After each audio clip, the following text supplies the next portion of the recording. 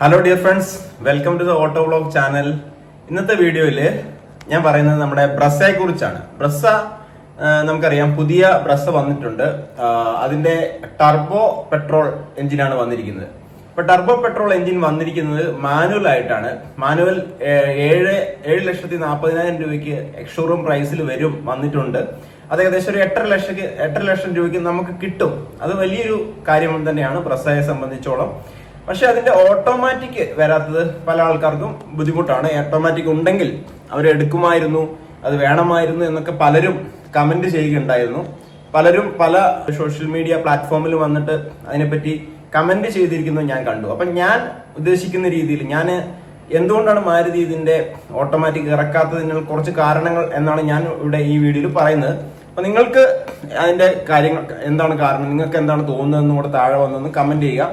ഞാൻ പറഞ്ഞ കാര്യങ്ങളിലോട് നിങ്ങൾ യോജിക്കുന്നുണ്ടോ, അല്ലെങ്കിൽ വേറെ എന്തെങ്കിലും തരത്തിലുള്ള നിങ്ങളുടേതായിട്ടുള്ള അതിനകത്ത് കാരണങ്ങളുണ്ടോ എന്ന് താഴെ വന്നൊന്ന് കമന്റ് ചെയ്യുക.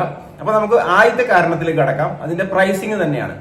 കാരണം ഇത് മാനുവൽ വേരിയന്റിൽ ടർബോ പെട്രോൾ ഒരു 8.5 ലക്ഷത്തിന് ഓൺ റോഡ് കിട്ടുക എന്ന് പറഞ്ഞാൽ അത് വലിയ ഒരു കാര്യം തന്നെയാണ്. ഒരുപാട് ആളുകൾ ഈ വാഹനം മേടിക്കും എന്നുള്ള കാര്യം ഉറപ്പാണ്. കാരണം ഇത് നെക്സോണിന്റെ ബേസ് വേരിയന്റ് നോക്കുന്നവരും, അതുപോലെ ഫ്രോങ്സിന്റെ ബേസ് വേരിയന്റ് നോക്കുന്നവരും, കിഗർ ആണെങ്കിലും സോണറ്റ് ആണെങ്കിലും ഒക്കെ നോക്കുന്നവരെല്ലാം ഇതിലേക്ക് വരാനുള്ള സാധ്യത വളരെ കൂടുതലാണ്. തീർച്ചയായിട്ടും വരും. പക്ഷെ ഇതിനകത്ത് ഓട്ടോമാറ്റിക്കിലേക്ക് പോയി കഴിഞ്ഞാൽ അതിന്റെ ഓട്ടോമാറ്റിക് ഹാർഡ്വെയറിന്റെ പ്രൈസിങ് വളരെയധികം കൂടുതലാണ്. അപ്പോൾ ഇതിന് ഓട്ടോമാറ്റിക് ഉണ്ട്. ഓൾറെഡി 1.5 നാച്ചുറലി ആസ്പിറേറ്റഡ് എഞ്ചിൻ ഉണ്ട്. അതിന്റെ ഓട്ടോമാറ്റിക് എന്ന് പറഞ്ഞാൽ torque converter 6 speed gear box ആണ്. വളരെ സ്മൂത്ത് ആയിട്ടുള്ള റിലയബിൾ ആയിട്ടുള്ള എഞ്ചിനാണ് ആ ഒരു 1.5 NA ആസ്പിറേറ്റഡ് എഞ്ചിൻ. അതുകൊണ്ട് തന്നെ ഇപ്പൊ ഈ ടർബോ ഓട്ടോമാറ്റിക്കിലേക്ക് വന്നാലും മാരുതി സുസുക്കി എന്നുള്ള കമ്പനിക്ക് ഇതിന്റെ പ്രൈസിംഗിൽ ഒരു 13 ലക്ഷത്തിലേക്ക് പോകേണ്ടതായിട്ടുള്ള, അതിലും കൂടുതലേക്ക് വരാനുള്ള സാധ്യതയുണ്ട്. 13 ലക്ഷത്തിന് നമുക്കിവിടെ 1.5 NA എഞ്ചിൻ കിട്ടുന്നത് കൊണ്ട് അതിലേക്ക് ഓട്ടോമാറ്റിക്കിലേക്ക് വരുമ്പോൾ അതിലും കൂടുതൽ ചിലപ്പം വരാനുള്ള സാധ്യതയുണ്ട്. അതുകൊണ്ട് തന്നെ മാരുതി സുസുക്കി ഇതിന്റെ മാനുവൽ അല്ലാതെ ടർബോ ഓട്ടോമാറ്റിക്കിലേക്ക് പോകാനുള്ള സാധ്യത വളരെ കുറവാണ്. അത് വരുന്ന വർഷങ്ങളിൽ കാത്തിരുന്ന് കാണാവുന്ന ഒരു സംഗതിയാണ്. പക്ഷെ അത് വരാനുള്ള സാധ്യത വളരെ കുറവാണ്. അത് വരാതിരിക്കാനുള്ള മറ്റൊരു കാരണമുണ്ട്. നമ്മുടെ ഫ്രോങ്സിൽ ടർബോ ഉള്ള ബൂസ്റ്റർ ജെറ്റ് സെയിം എഞ്ചിനാണ് ബ്രസയിലുള്ളത്.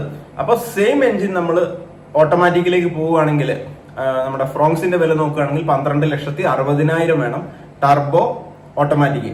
അപ്പൊ സെയിം ടർബോ ഓട്ടോമാറ്റിക് ഇതിലേക്ക് വരികയാണെങ്കിൽ 13 ലക്ഷത്തിന് മുകളിലേക്ക് പോകാനുള്ള സാധ്യതയുണ്ട്. അപ്പൊ അങ്ങനെ വരുമ്പോൾ നമ്മുടെ ഫ്രോങ്സിന്റെ സെയിൽ വളരെ കുറയുകയും ബ്രസ് ആരും മേടിക്കാതിരിക്കുകയും ചെയ്യും.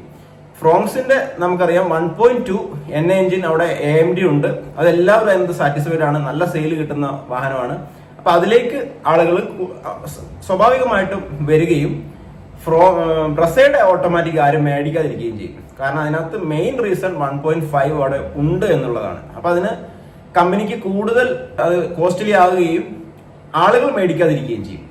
ഇനി രണ്ടാമത്തെ കാരണം എന്ന് പറഞ്ഞാൽ, ഞാൻ എക്സ്പെൻസിന്റെ കാര്യം പറഞ്ഞു.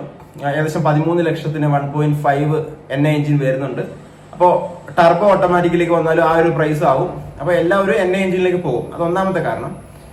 രണ്ടാമത്തെ കാരണം, ഈ മാനുവൽ മോഡ് ഇഷ്ടമുള്ള ഒരുപാട് പേരുണ്ട്. അപ്പൊ നമ്മൾ ഈ വീഡിയോ കാണുന്ന ആളുകളാണെങ്കിലും, യൂത്തന്മാരാണെങ്കിലും, മിഡിൽ ഏജ്ഡ് ആൾക്കാരാണെങ്കിലും, ഓൾഡ് ഏജ് ആൾക്കാരാണെങ്കിലും മാനുവൽ ഇഷ്ടപ്പെടുന്ന ഒരുപാട് പേരുണ്ട്. അപ്പൊ അവരെ തീർച്ചയായിട്ടും ഇത് സാറ്റിസ്ഫൈ ചെയ്യും. കാരണം ഇത് എക്കണോമിക്കലി വർക്ക് ചെയ്യുന്ന ഒരു സംഭവമാണ്. മാനുവൽ മോഡിലേക്ക് മാറ്റി ഡ്രൈവ് ചെയ്യാൻ ഇഷ്ടമുള്ള ധാരാളം പേരുണ്ട്. എക്കണോമിക് ആണ്, മൈലേജ് കൂടുതൽ കിട്ടും. അങ്ങനെയുള്ള കാര്യങ്ങളെല്ലാം നോക്കുകയാണെങ്കിൽ, ഒരു ഡ്രൈവിംഗ് എന്തൂസിയാസ്റ്റിനെ പറ്റി നോക്കുകയാണെങ്കിൽ, ഡ്രൈവിംഗ് ഹരമായിട്ടുള്ള ആളുകളെ നോക്കുകയാണെങ്കിൽ മാനുവൽ മോഡ് എടുക്കാനുള്ള സാധ്യത വളരെ കൂടുതലാണ്.